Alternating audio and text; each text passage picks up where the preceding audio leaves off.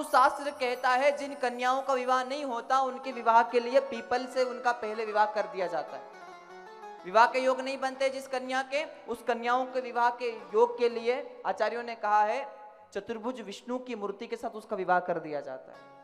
और फिर भी अगर विवाह नहीं होता तो वास्तु शास्त्र कहता है उस कन्या के विवाह के योग के लिए कुंभ विवाह कर दिया जाता है और इन तीनों युक्ति से उस कन्या के विवाह के योग बन जाते हैं।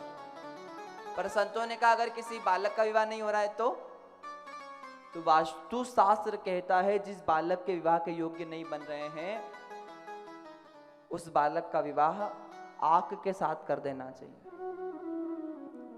उस बालक का विवाह आंकड़े का जो पेड़ होता है उसके साथ कर देना चाहिए। जिस प्रकार पीपल के साथ कन्या का विवाह करने से विवाह के योग बन जाते हैं, वैसे ही महाराज आंक के साथ बालक का विवाह करने से उसके विवाह के योग भी बन जाते हैं। ये दोनों चीजें वास्तु शास्त्र में प्रमाणित है। बोलो भक्त और भगवान की। और शमी से कहा, शमी रो रही है। श्री गणेश जी भगवान ने शमी को देखा, शमी रो रही है।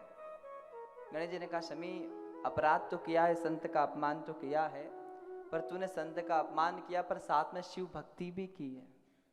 मैं तुझ पर कृपा करता हूं कि शमी तू मेरे पिता शंकर को चढ़ाई जाएगी और मेरे पिता शंकर को तो चढ़ाई जाएगी और मुझे भी चढ़ाई जाएगी। भले ही तुझमें अनेक कांटे होंगे पर शमी तू मेरे पिता शंकर को बड़ी प्रिय होगी। जो लोग बेलपत्री के साथ में शमी के पत्ते शिव को चढ़ाते हैं उनके सभी रोगों का, सभी दोषों का महादेव महाराज निवारण करते हैं। शिव कृपा से जो लोग शमी कहते हैं ना, जिन्हें खूब शनि परेशान कर रहा है, जिनके खूब 7.5 चल रही है, वो लोग कुछ नहीं करे, शमी के पत्ते तोड़कर शंकर भगवान को चढ़ाए। महाराज बेलपत्र तो चढ़ाए ही चढ़ाए पर साथ में शमी के पत्ते भी चढ़ाए, क्योंकि शिव कृपा से शनि में महाराज शमी का पत्ता चढ़ाने से शनि का दोष खत्म हो जाता है। हर हर बोले शंकर भगवान की।